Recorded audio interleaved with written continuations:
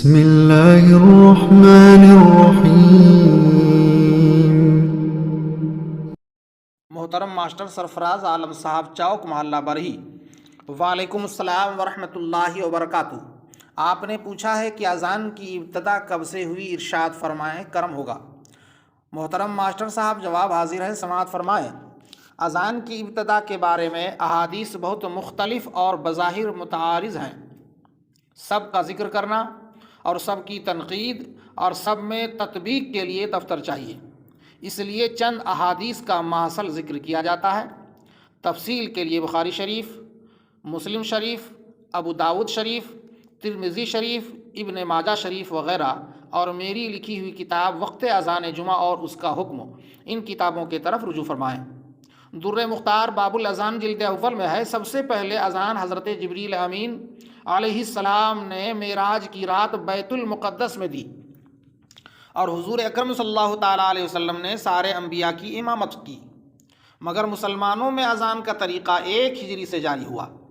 مسجد نبوی کی تعمیر جب مکمل ہو گئی تو لوگوں کو نماز کے وقت جمع کرنے کا کوئی ذریعہ نہیں تھا جس سے نماز با جماعت کا انتظام ہوتا۔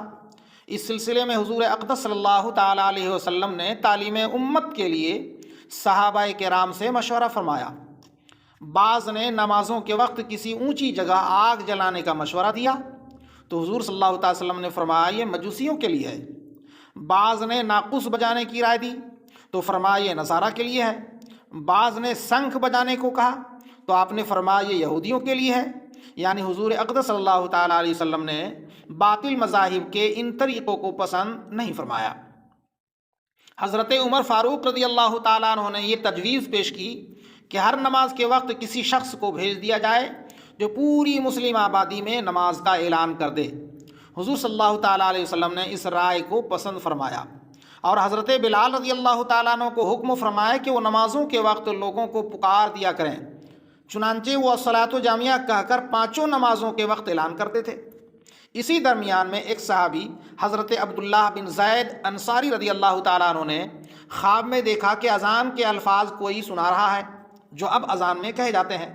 انہی دنوں حضرت عمر فاروق رضی اللہ تعالیٰ عنہ کو بھی اسی قسم کے خواب نظر آئے۔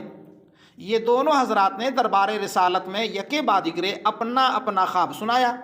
حضور نبی کریم صلی اللہ تعالیٰ علیہ وسلم نے فرمایا ان ھذا الرؤیا حق انشاءاللہ تعالیٰ، یہ خواب انشاءاللہ تعالیٰ بے شک حق ہے۔ پھر انہی الفاظ کے بآواز بلند پکارنے کو مشروع فرما دیا، اور حضرت عبداللہ بن زید رضی اللہ تعالیٰ عنہ کو حکم دیا کہ تم بلال کو اذان کے کلمات سکھا دو کیونکہ وہ تم سے زیادہ بلند آواز والے ہیں۔ چنانچہ اسی دن سے موجودہ اذان کا طریقہ آغاز ہوا جو آج تک جاری ہے اور قیامت تک جاری رہے گا انشاءاللہ تعالیٰ۔